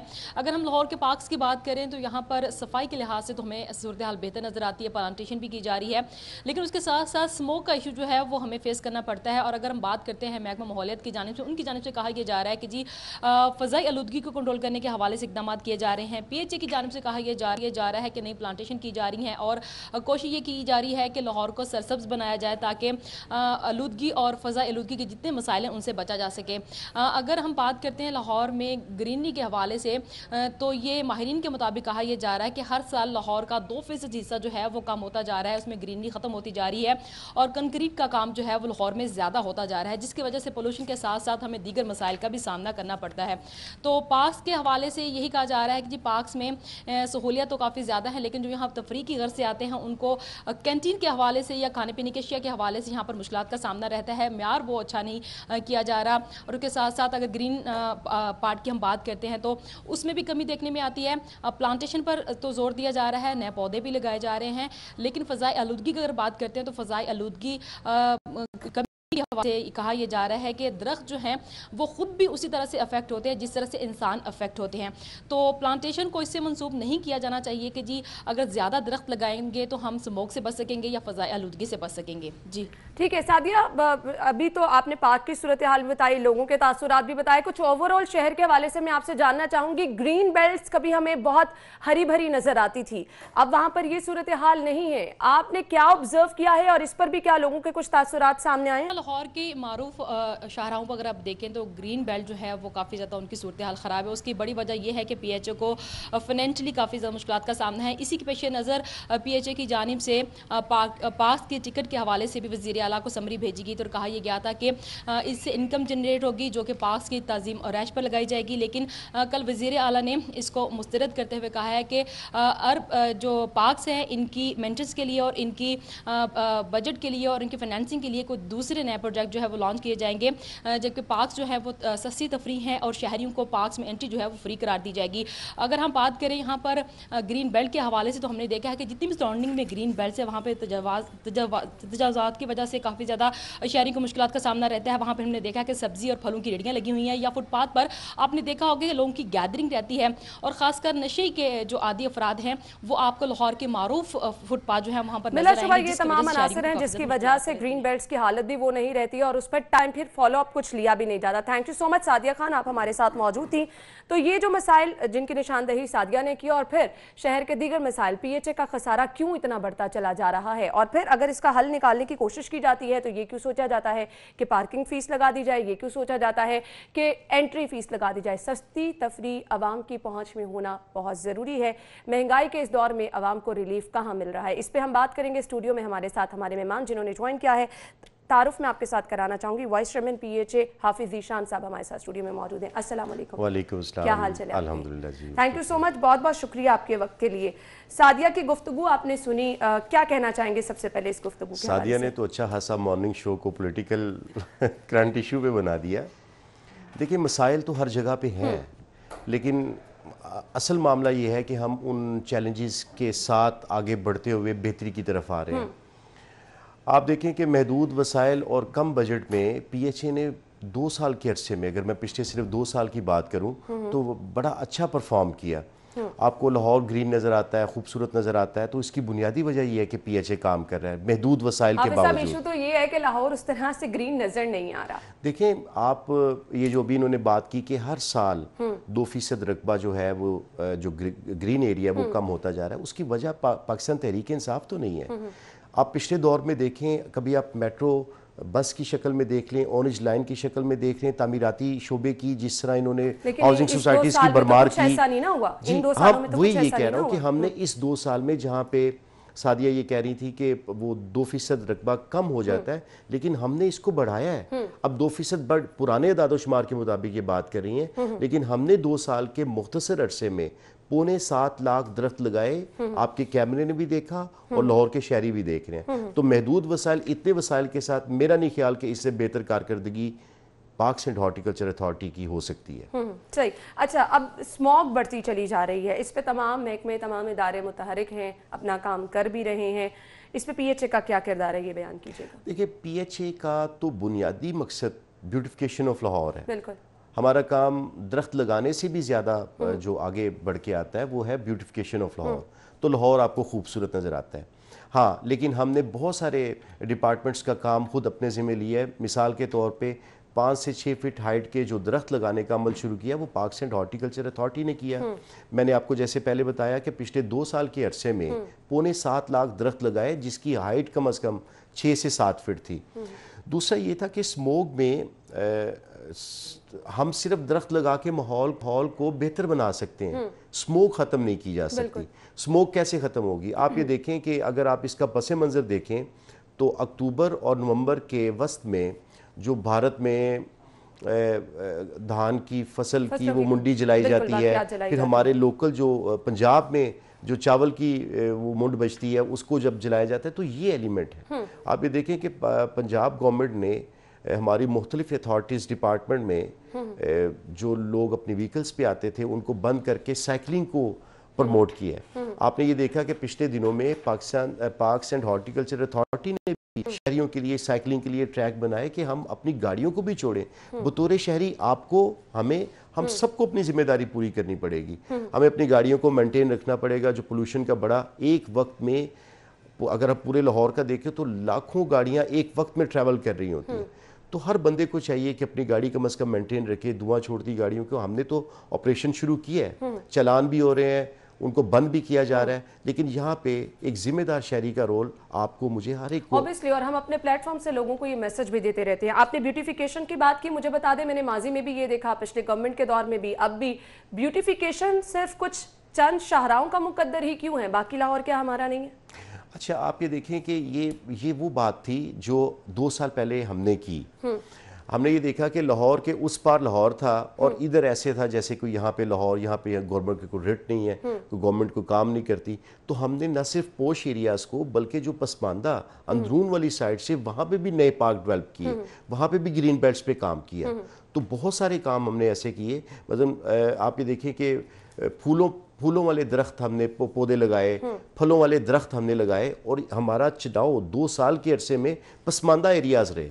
आप मिस्री शाह देख लें, दमोरिया पुल देख लें, आप अंदरून वाली साइड्स देख लें, यहाँ पे कभी प्लांटेशन नहीं हुई थी, हमने की यहाँ पे आके। जो तजावजात की बात अभी सादिया कह रही थी, हमने इसके खिलाफ भी ऑपरेशन शुरू किया, और कल इतवार से पूरे लाहौर को क्लीन किया जा रहा है, ग्रीन बेल्ट्स को धोया जा रहा है, दरख्तों की सफाई की जा रही है, उसको कटाई का अमल शुरू है। आने वाले 5 से 6 दिन में आपको लाहौर एक निखरा हुआ और खूबसूरत नज़र आएगा, जो स्मोक की वजह से, इस पोल्यूशन की वजह से थोड़ा धुंधला नज़र आता है आपको। चलिए जी, हमारी भी दुआ यही, हम गुफ्तगू का सिलसिला आगे बढ़ाएंगे और कुछ करेंगे PHA के माली खसारे की बात। आखिर इसकी क्या वजूहात हैं, और माली जो वहाँ पर सबसे ज़्यादा मेहनत कर रहे हैं उनका मुस्तकबिल क्या है, इस पर बात होगी। ब्रेक के बाद हमारे साथ रहिएगा। ब्रेक के बाद आपको एक बार फिर से खुश आमदीद कहेंगे। और नाज़रीन, हम बात कर रहे हैं PHA के माली मसाइल की, अब जो कि बढ़ते चले जा रहे हैं। तो सबसे पहले दुर्रे नायाब ने हमें ज्वाइन किया है, उन्हीं से कुछ जान लेते हैं। दुर्रे नायाब, बहुत बहुत शुक्रिया आपके वक्त के लिए। कुछ PHA की कारकर्दगी के हवाले से बताएगा। मसाइल बढ़ते चले जा रहे हैं, लेकिन उस तरह से हम देख रहे हैं डिलीवर भी नहीं कर पा रहे हैं। वजूहात आपके ख्याल में क्या हैं? बिल्कुल, देखिए, अब आपके वाइस वर्सा 3 अथॉरिटीज हैं, जिसमें LDA है, वासा भी उसके साथ ही है, टीपा भी साथ ही काम कर रही है, और PHA है। अब PHA की सबसे बुरी परफॉर्मेंस है, और मैं इनको चौथे नंबर से अगले नंबर पे इसलिए करार देता हूँ कि इनके अखराजात जो है वो अरबों के हैं, आमदन करोड़ों में है, वसाइल इनके पास है नहीं। कोई आइडिया, ये अब तक आपके वाइस चेयरमैन साहब बैठे हैं सामने, इनसे पूछें कि कोई ऐसा रेवेन्यू जनरेशन का आइडिया जो प्रैक्टिकली हो सके वो दिया गया हो। इन्होंने वज़ीर आला पंजाब को खत लिखा, हाफिज ईशान साहब ने, कि जी हमारी माली इमदाद को बढ़ाया जाए, हम माली मसाइल में फंस चुके हैं, और वहां से अभी तक कोई पॉजिटिव रिस्पॉन्स नहीं आया। आपने पार्कों से फीस चार्ज करने का उसका मफादिल निकाल दिया, यानी कि विजन ये था कि लोगों पे ही बर्डन डाल दिया कि अपने माली मसाइल पे काबू करने के लिए जो एक सहूलत है मुफ्त तफरी की, वो भी छीन ली जाए। वो भी वज़ीर आला की मेहरबानी है कि उन्होंने उसको रिजेक्ट कर दिया, मुस्तरद कर दिया उस तफरी को। PHA में माली जो है, आप उनकी हालत देखें, सबसे ज्यादा जो है वो बुरी हालत है, और दिल दुखता है उनकी हालत देख के। साइकिलों पे बेचारे वो फिरते हैं, सुबह से लेकर रात तक काम करते हैं। उनकी हालत ये है कि 2000 के करीब माली ऐसे हैं जिनको ये मुस्तकिल नहीं करा पा रहे। 2-2.5 साल के टेन्योर में अगर पॉलिटिकल लीडरशिप की दिल ये होगी कि वो कोई डिलीवर करा ही ना सके, इस ब्यूरोक्रेसी से काम ले ना सके, ऊपर पंजाब हुकूमत में वज़ीर आला के ऐवान में कोई आवाज पहुंचा ना सके, तो आप बताइए एंड ऑफ टाइम उनको क्या रिजल्ट होगा। PHA के माली मसाइल है, PHA के इंतजामी मसाइल है, PHA के तमाम अफसरान एंटी करप्शन लैब भुगत रहे हैं, दरखास्त बेशुमार हैं। PHA के पास देने तक के पैसे नहीं होते, सरकार से उधार मांगने पड़ते हैं। उसके अलावा ग्रांट ये है कि माली ग्रांट ले लेगी, अब सरकार भी है। PHA ने लाहौर शहर में जो परफॉर्मेंस है, आप निकल के बाहर देखें, आपको पौधों की, शजरकारी की, दरख्तों की खूबसूरती की वो हालत नहीं रही जो अफसोस के साथ माजी में शहबाज शरीफ साहब की गवर्नमेंट। बिलाशुबा इन चीज़ों की निशानदेही भी की गई है। थैंक यू सो मच दुर्रे नायाब। ये सब चीज़ें जो जिनकी निशानदेही आपने की है, हाफिज ईशान साहब मेरे साथ स्टूडियो में मौजूद है, मैं कोशिश करूंगी कि इन सब चीज़ों का जवाब जो है हम उनसे हासिल करें। हाफिज ईशान साहब, सबसे पहले आ जाते हैं, अखराजात आप लोगों के बहुत ज़्यादा हैं, आमदन ना होने के बराबर है। ये दोनों चीज़ें जब तक मैनेज नहीं होंगी, मसाइल तो बढ़ेंगे। देखिए, पूरी दुनिया में हॉर्टिकल्चर पे पैसा खर्च किया जाता है। हॉर्टी कोई बिजनेस एक्टिविटी नहीं, ये कोई डेवलपमेंट अथॉरिटी नहीं है, लाइक जैसे ये LDA है या बाकी अथॉरिटीज़ काम करती हैं। तो PHA ने तो लाहौरियों पे, इस शहर पे इन्वेस्टमेंट करनी है ग्रीनरी की शक्ल में, वो तो हम कर रहे हैं। माली मसाइल अपनी जगह पे रह गए, लेकिन इस गवर्नमेंट में अभी दुर्रे नायाब ने साबका अदवार का हवाला दिया, लेकिन इन्हें ये भी कहना चाहिए था कि जब पाकिस्तान में कभी किसी लीडरशिप ने ग्रीन एंड क्लीन पे कभी बात नहीं की, शजरकारी पे कभी बात नहीं की। यहाँ तक कि प्राइम मिनिस्टर जब अक़वाम मुत्तहिदा की जनरल असम्बली से खिताब करते तो सबसे पहली बात क्लाइमेट चेंज की करते हैं। तो हमने जब KPK में गवर्नमेंट मिली तो उस गवर्नमेंट में हमने बिलियन ट्री सुनामी का नारा लगाया और जिसका दायरा आज हमने गली कूचों तक फैलाया। आप देखें कि माजी में कभी पानी को ज़ख़ीरा करना, बिलखुसूस बारिशी पानी को महफूज करना और प्लांटेशन पे कब बात की गई। अब वसाइल की जब आप बात करते हैं तो वसाइल तो यकीनन हमारे वो नहीं है, क्योंकि हमारी तो डेवलपमेंट अथॉरिटी नहीं है। हम तो पैसा खर्च करते हैं लाहौरियों पे। माली मुश्किलात अपनी जगह पे रह गई, लेकिन आप ये इस बात पे इत्मीनान रखिए, मैंने पहले भी यहाँ पे इसी प्लेटफॉर्म से बात की थी कि किसी पार्क में दाखिला फीस टिकट नहीं लगाया जा रहा। ये बिल्कुल वाजिया था। जैसा दौरे नायाब ने मेंशन किया कि आपने CM साहब को रिक्वेस्ट की है कि फीस जो है वो पार्किंग, नहीं, हमने सिर्फ पार्किंग फीस की बात की थी, वो भी बोर्ड ऑफ डायरेक्टर्स में तजवीज़ थी जो CM को भेजी गई। और अभी रिसेंटली जो कल दौरे नायाब की खबर थी वो था कि जी एंट्री फीस भी वसूल की जाए। इतनी बड़ी तादाद में लोग आते हैं, अगर लोग सस्ती तफरीह लोगों की पहुंच में नहीं रहेगी तो फिर आप लोग तो कहीं से लोगों के लिए कुछ बेहतर नहीं ना सोच पाए। बिल्कुल, हमने लोगों की बेहतरी के लिए बहुत सारे इकदाम किए। आप देखें साइकिलिंग ट्रैक मुफ्त बन गया, लोग आए अपने बच्चों के साथ आए, साइकिलिंग करें, कोई फीस नहीं है। किसी पार्क में कोई दाखिला फीस ना लगाई, ना तजवीज़ कोई, ना कोई इस तरह पे इस पे कोई गौर किया। आप ये देखें कि हमने जो सियाहती मकामात बागे जनाबे बनाए, बिल्कुल मुफ्त तफरी है, किसी पार्क में कोई एंट्री फीस नहीं है। लोगों को हर तरह से फैसिलिटेट किया जाता है, सिक्योरिटी पॉइंट ऑफ व्यू से, फूड बेहतरीन क्वालिटी का दिया जा रहा है, एंट्री फीस नहीं है। उस पे सादिया ने भी ये चीज़ मेंशन की है कि कैंटीन्स में बहुत ज़्यादा पैसे वसूल किए जा रहे हैं। ये शिकायत आती रहती है टाइम टू टाइम। देखिए, ये मैंने पहली दफ़ा सुना, हालांकि मैं हफ्ते 10 दिन में खुद कैंटीन्स पे भी जाता हूँ, रेट्स भी चेक करता हूँ, क्वालिटी भी चेक करता हूँ। अगर कहीं शिकायत हुई तो उसका बिल्कुल अजाला किया जाएगा, बल्कि इस पे हम बाकायदा वर्किंग करके कमेटी बनाते हैं जहाँ पे ये सारे वक्तन फ़ोक्तन ये चीज़ें चेक होती जाएंगी, क्वालिटी और उसका प्राइस। सही। अच्छा, अब हम कुछ बात कर रहे हैं, बहुत ज़बरदस्त तरीका था रेवेन्यू जनरेशन का, लोकल गवर्नमेंट अब उसको वापस लेना चाह रही है, मार्केटिंग राइट्स थे आपके पास, अगर ये भी अब लोकल गवर्नमेंट के पास चले जाते हैं तो फिर तो आपका खसारा, माली खसारा मजीद बढ़ जाएगा। तो इसके लिए क्या कोई प्लान किया गया? देखिए, मैंने आपको पहले बताया कि मार्केटिंग तो हमारी एक रीढ़ की हड्डी है।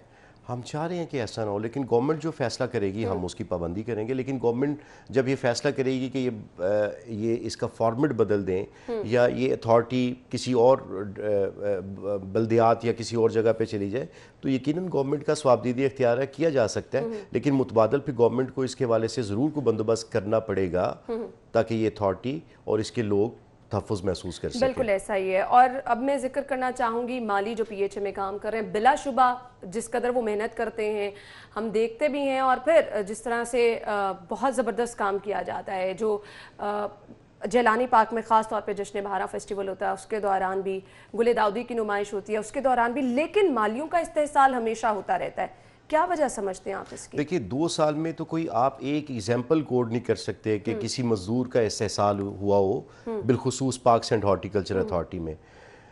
हमने हमेशा इस बागबान को अच्छा, किस तरह से ख्याल रखा गया ये बता दें। जी, मैं बताता क्या हूँ उनकी बेहतरी के लिए क्या जी, किया मैं आपको गया? बताता हूँ। एक तो आप ये बात याद रखिए कि हमने अपने बागबानों को हमेशा अहमियत दी, रिस्पेक्ट दी, और उसकी बुनियादी वजह ये थी कि हम ये चाहते हैं और हमारी गवर्नमेंट की ये पॉलिसी रही कि मजदूर को उसके राइट्स दिए जाएं। सही।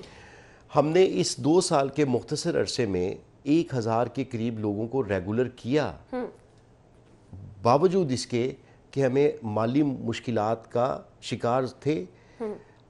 दूसरा हमने ये किया कि इस 2 साल के अरसे में यूटिलिटी अलाउंस दिलाए उनको, और पूरा फोकस ये रहा। देखिए, हर चीज़ का एक क्राइटेरिया होता है और एक मेरिट्स बनाए जाते हैं। जब तक वो उस मयार पे पूरा नहीं उतरते उस वक्त तक ये मुमकिन नहीं है। मैं ये नहीं कह रहा कि मजदूर को उनके सारे हकूक दे दिए, लेकिन मैं आपको ये यकीन दिलाता हूँ कि किसी का इस्तेहसाल नहीं किया।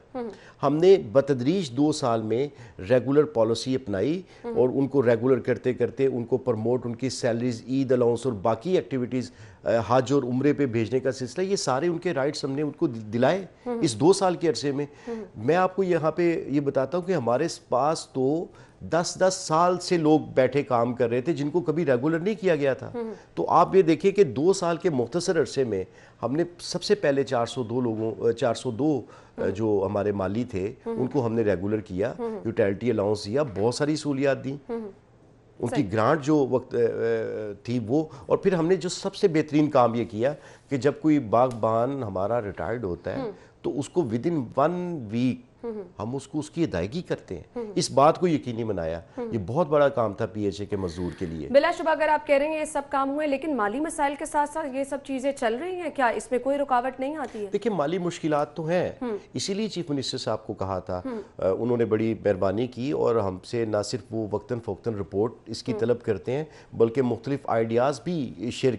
इसीलिए एक पंजाब की कोर कमेटी बनाएगी जो पीएचए लाहौर का रेवेन्यू बढ़ाएगी, उस पर भी काम चल रहा है। आने वाले दिनों में एक तो मैं आपको यहाँ पे ये बताऊँ, भी मार्केटिंग की बात हुई, हमने जो अभी बोर्ड ऑफ डायरेक्टर्स में जो बिजनेस प्लान पेश किया था पंजाब की कोर कमेटी की तरफ से, उस बिजनेस प्लान में एक तो हमने टैरिफ को बढ़ाए बगैर, देखिए एक कुलिया ये है कि आप कीमत बढ़ाते जाए रेवेन्यू बढ़ता जाएगा, तो हमने किसी भी चीज का टैरिफ बढ़ाए बगैर हमने अपना रेवेन्यू 54% बढ़ाया है।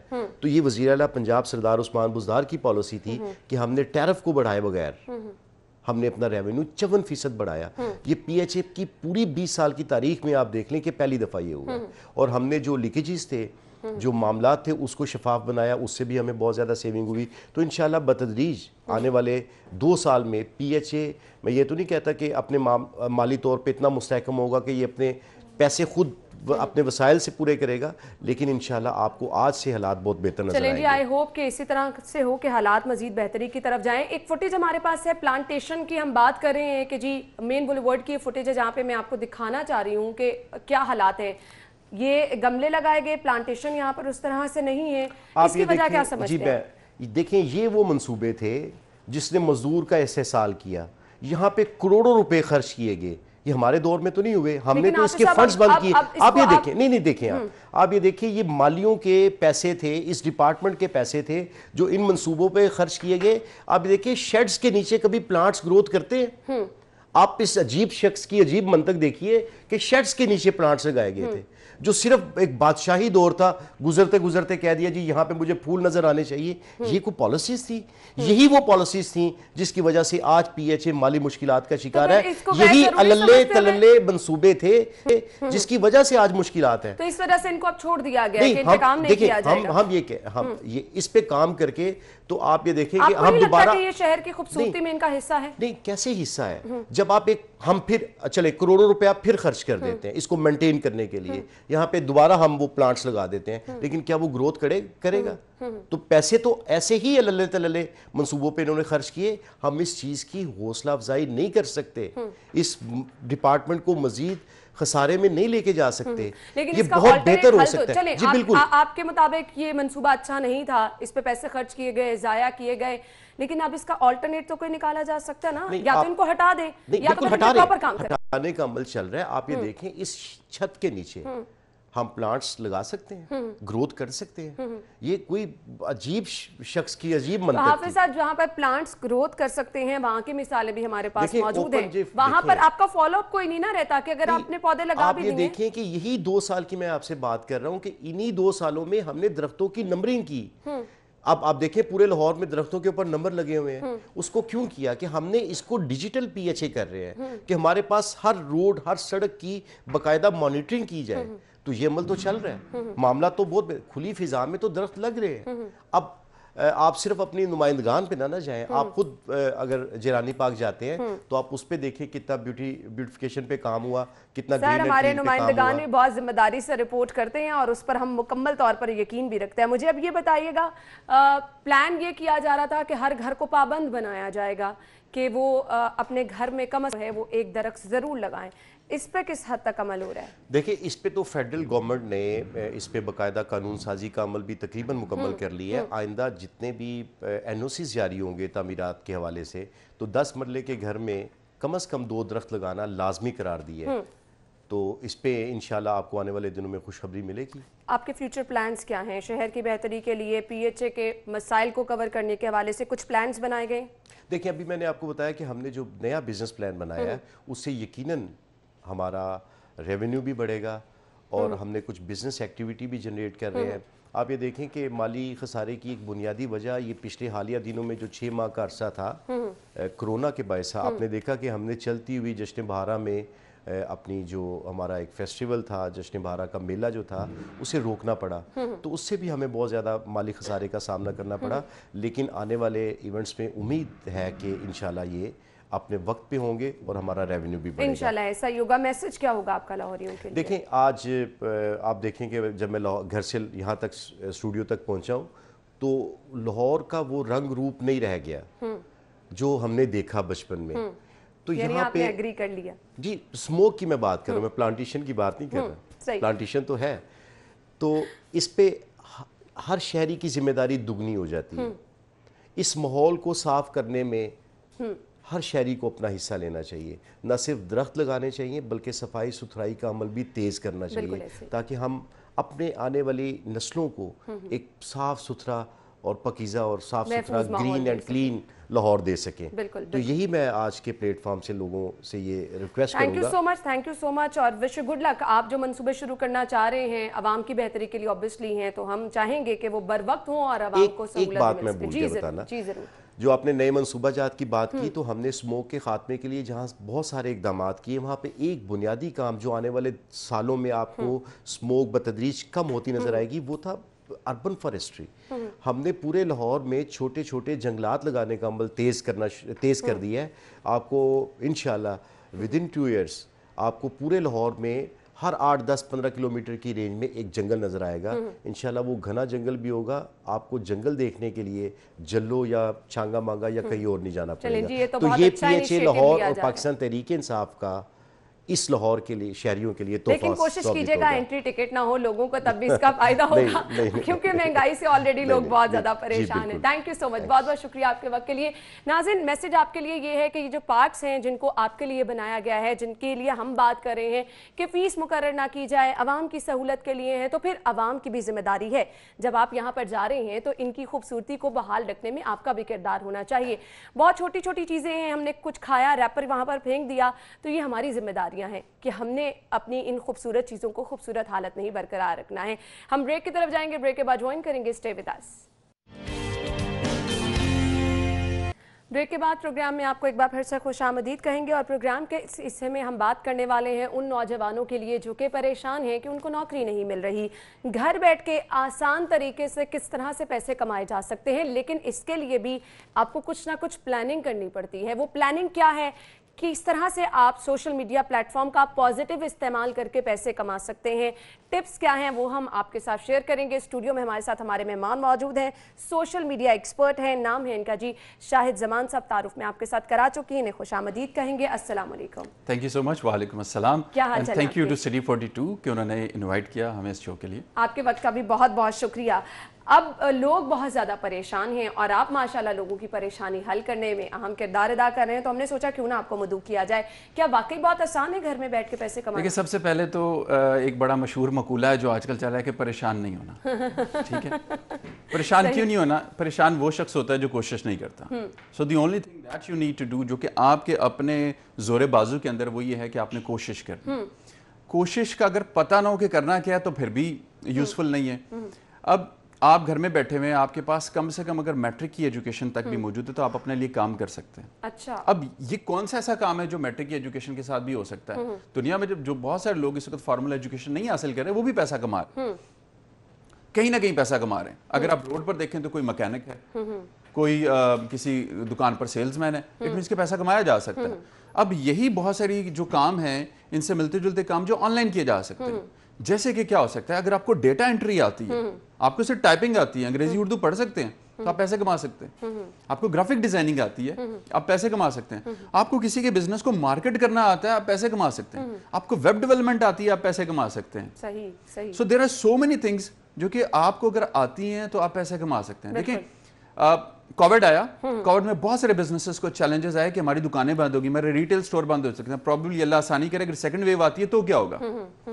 तो इट मींस कि लोगों को, सपोज मेरा एक बिजनेस है लेकिन मुझे ऑनलाइन मार्केट करना नहीं आता, तो मुझे एक ऐसे शख्स की जरूरत है जो कि ये काम कर सकता है। बिल्कुल ऐसे ही है। वो यूनिवर्सिटी का ग्रेजुएट भी हो सकता है, वो मैट्रिक पढ़ा हुआ शख्स भी हो सकता है, उसको 2-3 चीजें आनी चाहिए, उर्दू अंग्रेजी पढ़नी बोलनी समझनी आती हो और उसके हाथ में वो हुनर हो जिसके लिए उसकी डिमांड क्रिएट हो रही है मार्केट के अंदर। सही सही, बिल्कुल आपने सही कहा। मुझे ये बताएगा, मोबाइल फोन आज हर किसी की दस्तरस में है, आप डिफरेंट सोशल मीडिया के प्लेटफॉर्म इस्तेमाल कर रहे हैं और बहुत आसानी से अगर आप उनका पॉजिटिव इस्तेमाल करें, अनफॉर्चुनेटली ऐसा है नहीं, हमने सिर्फ उसको अपने रूटीन को बिजी करने के लिए इस्तेमाल करना शुरू कर दिया है।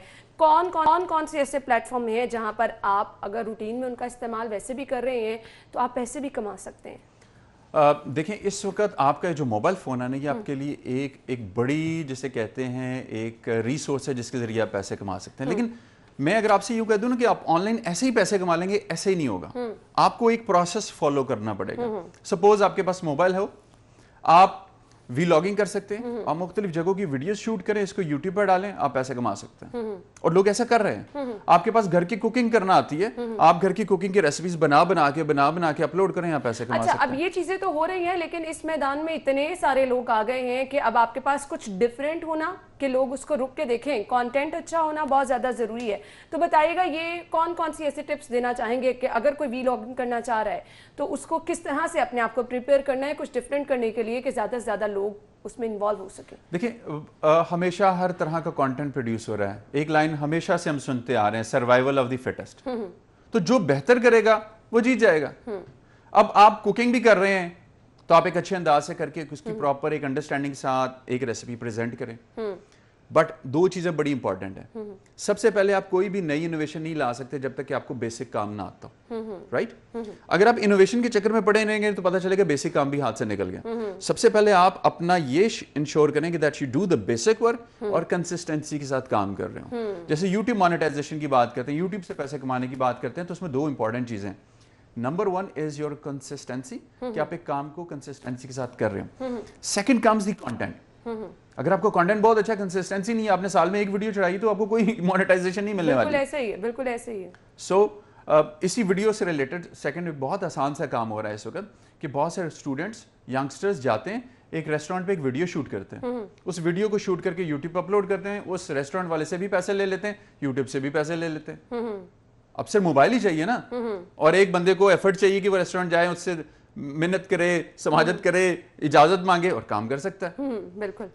इस वक्त एक और बड़ा जबरदस्त सा काम हो रहा है, टिकटॉक पे लोग वीडियो बना रहे हैं, 1-1 लाख चार्ज कर रहे हैं। कैसे कर रहे हैं? अचानक कर रहे हैं। बिल्कुल ऐसे ही है।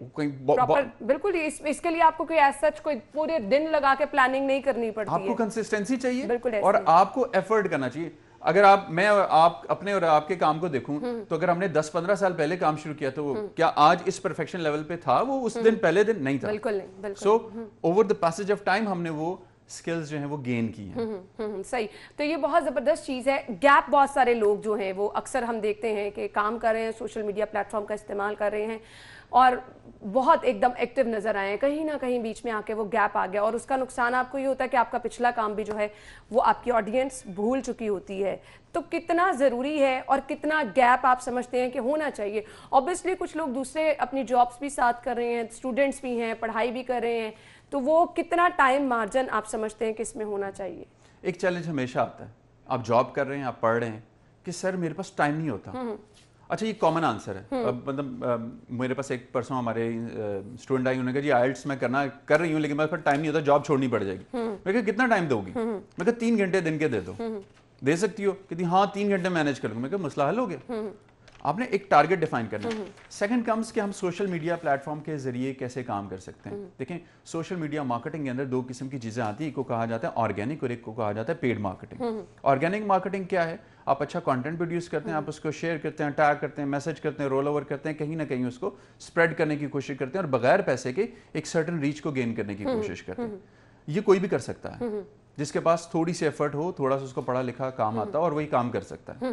उसके बाद आ जाती है पेड मार्केटिंग, जिसकी तरफ यकीनन आपको कुछ ना कुछ सीखना पड़ता है, ट्राई करना पड़ता है और फिर आप उसको सक्सेसफुली लेकर चल देते हैं। बट मैं आपको बता रहा हूँ आज कि आज दुनिया भर में चीज़ें डिजिटलाइज हो रही हैं और इसकी मिसाल आपके सामने है। आप लोग आज ऑनलाइन परचेज कर रहे हैं, बिल्कुल ऐसे ही है। इट मीन्स कि उस सारे काम को करने के लिए किन लोगों की जरूरत है? उन लोगों की जिनको ग्राफिक डिजाइनिंग आती हो, जिनको कंटेंट राइटिंग आती हो, जिनको मार्केटिंग आती हो, जिनको वेब डेवलपमेंट आती हो, जिनको कस्टमर सर्विसेज रिलेटेड ऑपरेशंस आते हो। तो ये तमाम चीजें करना कितना मुश्किल है और ऐसी स्किल को सीखने के लिए कितना टाइम लग सकता है। सही सही। अच्छा, अब बहुत सारे लोग वीडियोस बना लेते हैं, उनको प्रॉपर तरीके से एडिट करना, बहुत अच्छे तरीके से उसको मैनेज करना, फिर टाइम देखना कि आपकी टारगेट ऑडियंस किस टाइम जो है वो आपके पास अवेलेबल हो सकती है, ये वो सब चीज़ें हैं जिसका आपने ख्याल रखना है। तो आप क्या सजेस्ट करना चाहेंगे देखने वालों को कि प्रॉपर प्लान करना कितना ज़रूरी है?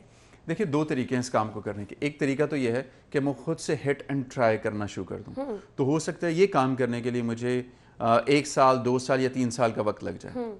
दूसरा तरीका ये है कि मैं इंटरनेट का इस्तेमाल करता हूँ, यूट्यूब का इस्तेमाल करता हूँ। पाकिस्तान बेशुमार लोग ट्रेनिंग्स करा रहे हैं, सेमिनार्स करा रहे हैं, मैं जाके सीखता हूँ उनसे। वो पेड हो सकता है, वो फ्री हो सकता है, लेकिन वो 3 साल का ड्यूरेशन को मैं स्क्वीज करके 1.5, 2, 2.5 महीने के अंदर कंप्लीट कर सकता हूँ। तो इनको सीखना बड़ा इंपॉर्टेंट है।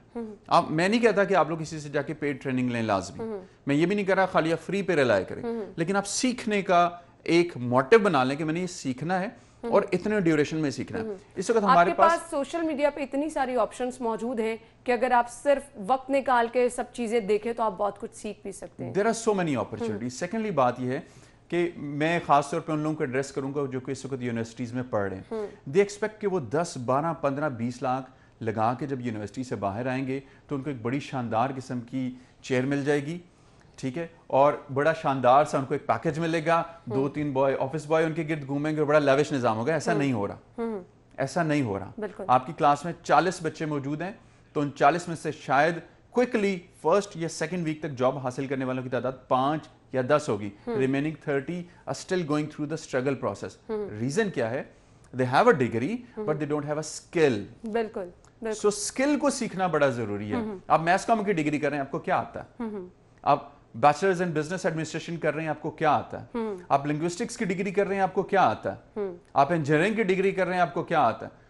ये बड़ा इंपॉर्टेंट अंडरस्टैंड करने की जरूरत है कि हम जिस यूनिवर्सिटी से भी पढ़ रहे हो, जहां से भी जो कुछ भी कर रहे हो, मैं अगर आपसे ये सवाल करता हूं आपके पास क्या स्किल है, तो आपके पास इसका जवाब होना जरूरी है। बिल्कुल ऐसे ही है। और अनफॉर्चुनेटली हमारे बहुत सारे स्टूडेंट्स ऐसे हैं जो पढ़ तो रहे हैं लेकिन उनके पास स्किल्स उस तरह नहीं, सॉरी, बहुत सारे स्टूडेंट पढ़ रहे हैं और बहुत सारे स्टूडेंट चिल कर रहे हैं। They are chilling for 4 to 6 years and then they expect कि मार्केट में जब वो जाएंगे तो एक जबरदस्त सा लाला लैंड होगा जिसमें खूबसूरत सी कुर्सी होगी और इर्द गिर्द लोग उनकी शाबाश करने के लिए मौजूद ख्वाबों ख्यालों तक बातें रहते हैं। रियलिटी जो है वो बिल्कुल इससे चेंज है। क्या कहना चाहेंगे स्टूडेंट्स को जो कि पढ़ाई के साथ साथ प्लान कर रहे हैं कि वो अपने लिए कुछ कर सकें? मैं जितने भी स्टूडेंट्स इस वक्त देख रहे हैं, चाहे उनका ताल्लुक इंटरमीडिएट की डिग्री से है, बैचलर से है, मास्टर से, आप पढ़ें और स्किल सीखें, चिल ना करें, क्योंकि जब तक आप चिल करेंगे आपको मार्केट के जब दूसरी साइड पर जाएंगे, जो यूनिवर्सिटी की दूसरी साइड पर जाएंगे, तो आपको बड़े सारे चैलेंजेस का सामना करने पड़ेगा। You have to have communication skills, you have to have certain skills जिनके जरिए से आप अपने लिए फ्यूचर में रास्ता ओपन कर सके। देखिए, किसी भी यूनिवर्सिटी जो आप डिग्री लेते हैं ना, वो बेसिकली लॉक की एक चाबी है। उससे आपने उस लॉक को खोल तो लिया, लेकिन धक्का लगा के ओपन करके अपने लिए रास्ता बनाने के लिए आपके पास स्किल का होना जरूरी है। स्किल का होना जरूरी है और अगर आपके पास स्किल्स होंगी तभी आप अपनी प्रोफेशनल लाइफ में जो है वो कुछ कर सकेंगे। सिर्फ तालीम उस तरह से आपको फायदा नहीं पहुंचाएगी, कुछ करना जो है वो जरूरी है। इसके लिए स्किल्स बहुत ज्यादा जरूरी है। अनफॉर्चुनेटली आप पढ़ाई में उस तरह से अपना टाइम वेस्ट करते रहते हैं लेकिन आपके पास हुनर कोई नहीं होता। थैंक यू सो मच, बहुत बहुत शुक्रिया आपके वक्त के लिए। नाज़रीन, हम ब्रेक लेंगे और ब्रेक के बाद आपको ज्वाइन करते हैं। हमारे साथ रहिएगा। ब्रेक के बाद आपको एक बार फिर से हम खुशामदीद कहेंगे, आगे बढ़ेंगे और सेगमेंट्स की तरफ चलते हैं। सबसे पहले शामिल कर लेते हैं आज के भाव।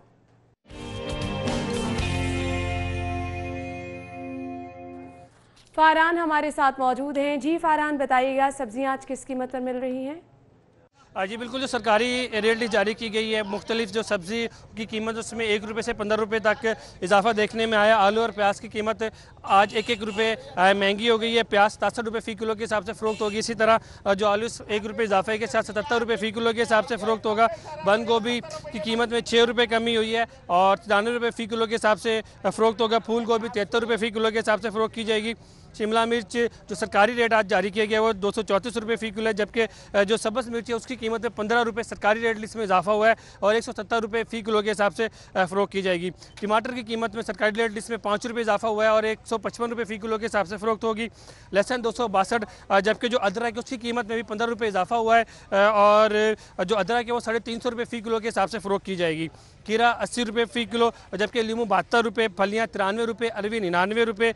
जो मटर है उसकी कीमत में भी आज सरकारी तौर पर 11 रुपये रेट लिस्ट में इजाफा हुआ है, 240 रुपये फ़ी किलो के हिसाब से फ़रोख्त की जाएगी। टिंडे देसी 99 रुपये, मूंगरे 120, गाजर 45, जबकि जो भिंडी है 67 रुपये फ़ी किलो के हिसाब से फ़रोख्त की जाएगी।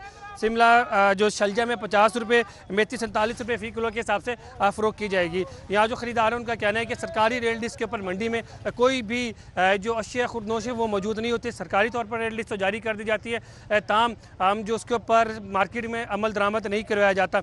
जब जो ख़रीदार उनका कहना है कि जब सरकारी रेट लिस्ट जारी की गई है तो जो ज़िला इंतज़ामिया जो प्राइस कंट्रोल कमेटी है उन्हें इसके ऊपर अमल दरामद भी यकीनी बनाना चाहिए। जी thank you so much Farhan, आप हमारे साथ मौजूद थे और सब्जियों के रेट आपने बताए और मैं आपको बताऊंगी मीट रेट क्या है। ज़ैनत शॉप पे अगर आप जाएंगे बीफ पर केजी अवेलेबल है 450 रुपीज़ में और बीफ मेंस यहाँ से आप खरीद सकेंगे 850 रुपीज़ में। इसके बाद मटन पर केजी यहाँ पर अवेलेबल होगा 1350 रुपये में और मटन मिंस आपको मिलेगा 1650 रुपये में। इसके बाद चिकन के रेट क्या है मार्केट में अगर आप जाएंगे तो गवर्नमेंट रेट के मुताबिक जिंदा मुर्गी आपको मिलेगी यहाँ पर 178 रुपये किलो में। इसका बना हुआ गोश्त आप खरीद सकेंगे 258 रुपये किलो में।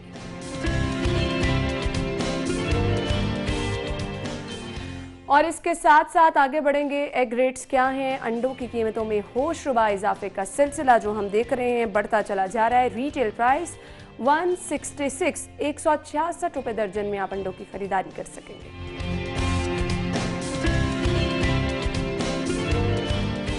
और इसके बाद अगर आप होलसेल पे जाएंगे तो यहाँ से 2 रुपये की कमी के साथ 164 रुपये दर्जन में आप अंडों की खरीदारी कर सकते हैं। गोरमे पे अगर आप जा रहे हैं तो यहाँ पर 165 165 रुपये दर्जन में आप अंडों की खरीदारी कर सकते हैं। जी तो नाज़रीन, और अब शामिल कर लेते हैं मोबाइल रेट्स क्या हैं। अगर आप प्लान कर रहे हैं मोबाइल खरीदने का तो डिफरेंट मोबाइल रेट्स इस वक्त मेरे पास हैं। पहला मोबाइल Vivo Y5i है, 51 है जी। इसकी प्राइस मैं आपके साथ शेयर करती चलूँ 34,999 रुपये।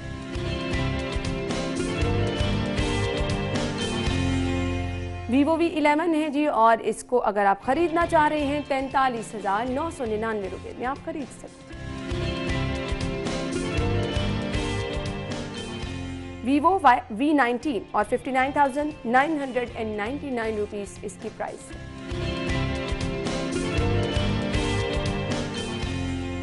Next mobile Vivo V17 Pro 66,999 रुपये, 66,999 रुपीज़। जी तो नाज़रीन, मोबाइल रेट्स आपने जान लिए। आगे बढ़ते हैं और अगले सेगमेंट की तरफ चलते हैं, शामिल कर लेते हैं बचत बाजार।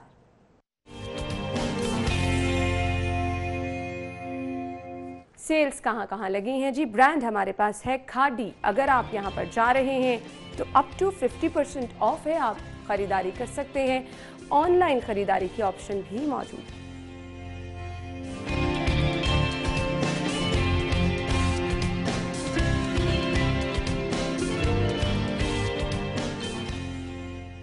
लॉरेंस में ब्रांड है, अप टू 50% यहाँ पर भी ऑफ है, आप यहाँ से भी खरीदारी कर सकते हैं।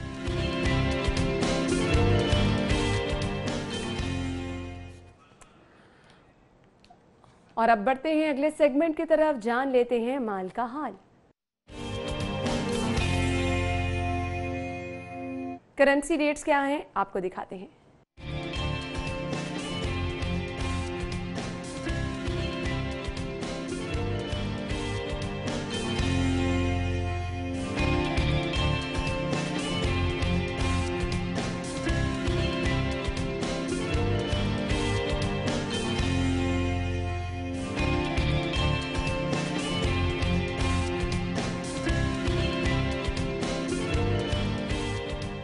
जी तो नाज़रीन, आई होप आपको आज का शो पसंद आया होगा। प्रोग्राम का वक्त जो है वो अपने इख्तिताम को पहुंचा है।